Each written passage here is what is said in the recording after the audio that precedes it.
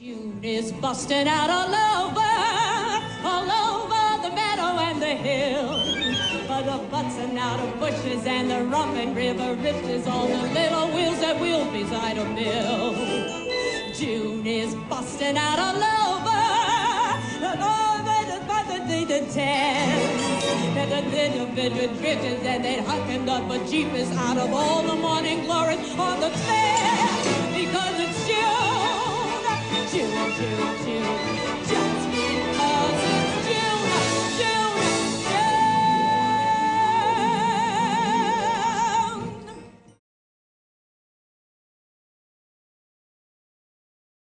All right, episode 2.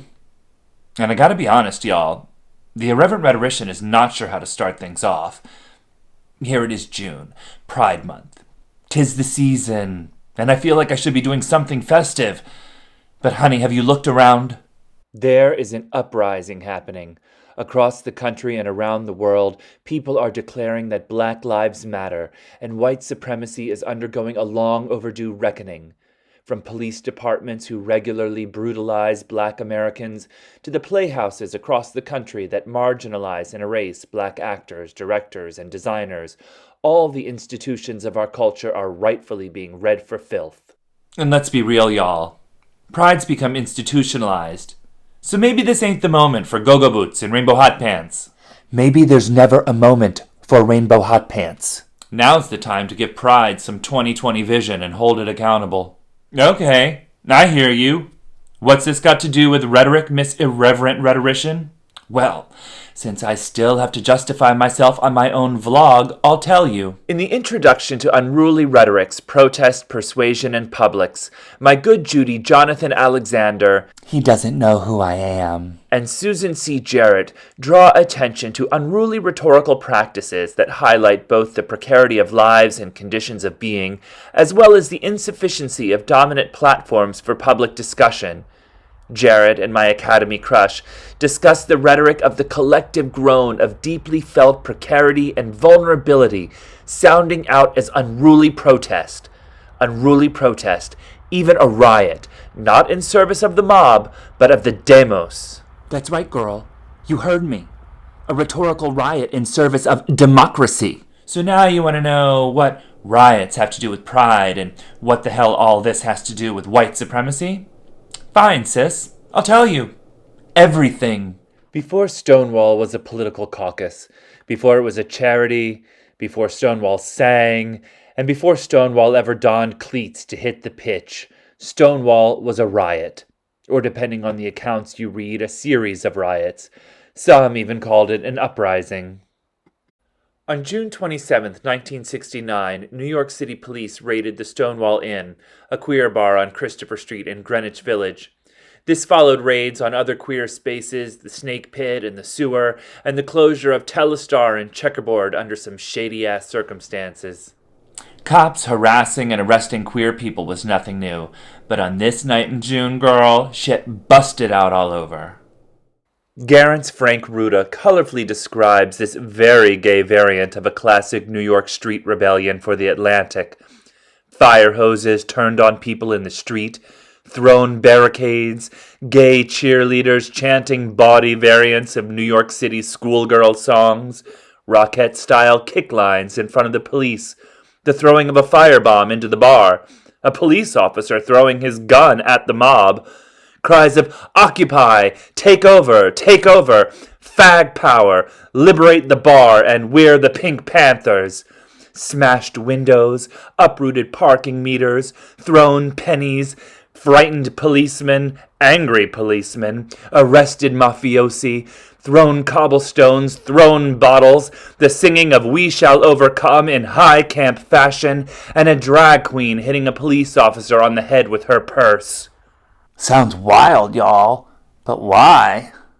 Thomas Lanigan Schmidt, who was there, has his idea why the raid roused a revolution, and it won't the death of Judy Garland. No, really.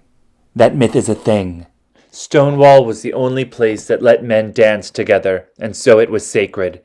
And this night queers were going to fight for what's holy.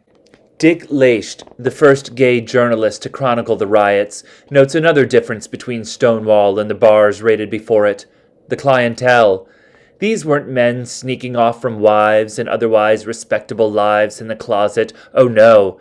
The Stonewall was a de facto community center for the queerest of the queer. Drags and queens and homeless youth who listened to R&B and rock and roll and relied on sex work for survival. They weren't friends of Dorothy crying over a lost icon. These were marginalized, pathologized, and criminalized people, and they were fucking sick of it. Marsha P. Johnson is the queen that started it all when she threw the shot glass heard round the world and declared, "I want my civil rights." Later, Sylvia Rivera, who went on to form STAR, Street Transvestite Action Revolutionaries, declared, "It's the revolution." These were powerful, unruly rhetorical acts, not just these spoken calls to action, but also the messy melees that followed, and their lasting impact cannot be denied. The year after these queers burned shit and threw bricks, the first modern gay pride parades were organized in cities on the west and east coasts to honor Christopher Street Liberation Day. Another 24 years later, I went to my first pride parade in Washington, D.C., the theme, Stonewall 25. And last year, 150,000 people marched in New York's Stonewall 50 World Pride Parade as 2.5 million people lined the route to watch. When the queers on Christopher Street erupted in riot, they demonstrated that civility is not a virtue in service of democracy. Nancy Welch notes that civility functions to hold in check agitation against a social order that is undemocratic in access to decision-making voice and unequal in distribution of wealth and resources. The social norms and social discipline of civility, Welch argues, safeguards the private rights of property and profit from public encroachment and outcry.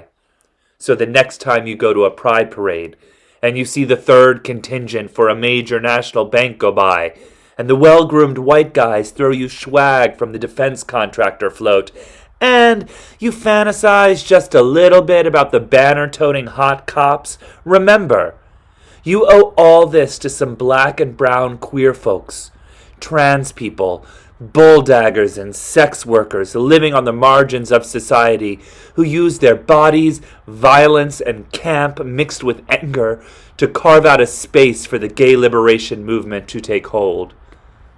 If you are queer in this country, you owe whatever rights you tenuously enjoy to the unruly, embodied rhetorics of a catalytic riot.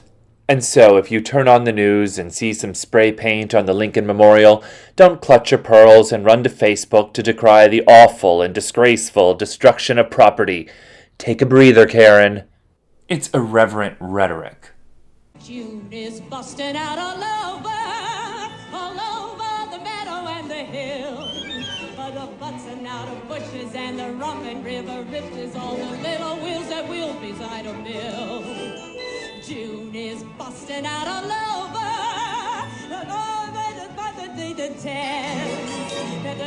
the bridges and they'd hucking up a jeepers out of all the morning glories on the fair because it's June, June, just because it's June.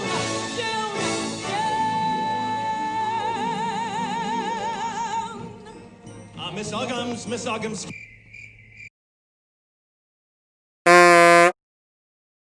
Happy June, y'all. Black Lives Matter.